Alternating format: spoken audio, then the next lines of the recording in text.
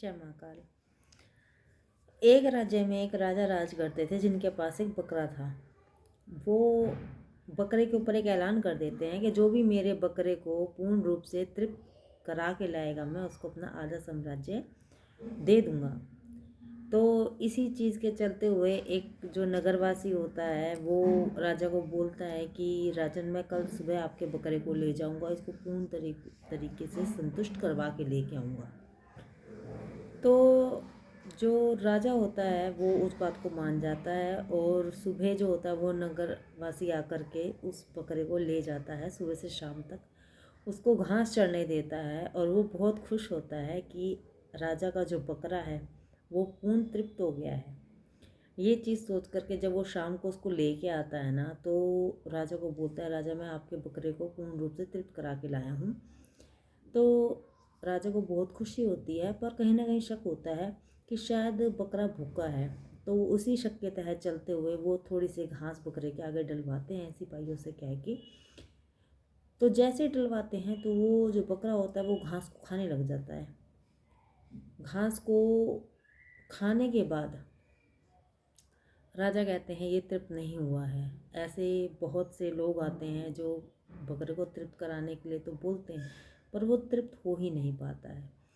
तो एक दिन एक सन्यासी जब इस ऐलान को सुनते हैं तो सन्यासी के मन में आता है कोई ना कोई युक्ति राजा ने ज़रूर लगाई हो, कोई ना कोई कारण तो ऐसा ज़रूर है जो इतना बड़ा ऐलान राजा ने ऐसे ही कर दिया। तो वो राजा को बोलते हैं कि राजन, मैं कल सुबह आपके बकरे को लेके जाऊंगा और इसको तृप्त करा कर के ही लेके आऊँगा।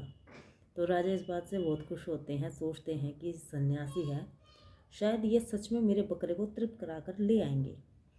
तो सुबह अपने बकरे को सन्यासी के हाथ सौंप देते हैं। तो वो बकरे को लेकर के सन्यासी चले जाते हैं। तो जैसे ही वो बकरा घास चढ़ने लगता है तो सन्यासी उसकी पीठ पर एक खींच के डंडा मारते हैं, छड़ी मारते हैं, जिससे कि वो बकरा उस घास से मुंह हटा लेता है। ऐसे करते करते शाम बीत जाती है। तो सन्यासी उसको थोड़ी सी भी घास नहीं खाने देते। जब वो लेकर के जाते हैं तो राजा को बोलते हैं कि राजन, मैं आपके बकरे को बिल्कुल तृप्त करा के लाया हूँ। तो ये बात सुनकर राजा बहुत खुश होते हैं और बोलते हैं कि जो कोई नहीं कर सका ना महाराज, वो आपने कर दिया। लेकिन फिर भी राजा थोड़ी सी घास बकरे के आगे डलवाते हैं। बकरा उसको सूंघ करके साइड खड़ा हो जाता है। उसको फिर भी कोई ना कोई शक रहता है कि अगर मैंने इसको खाया मुझे फिर से मार खानी पड़ेगी। तो वो उसको सूंघ करके एक तरफ खड़ा हो जाता है। इस कहानी को बताने का तात्पर्य ये है कि ये जो बकरा है ना, ये इंसान का मन है जिसका कभी नहीं भरता।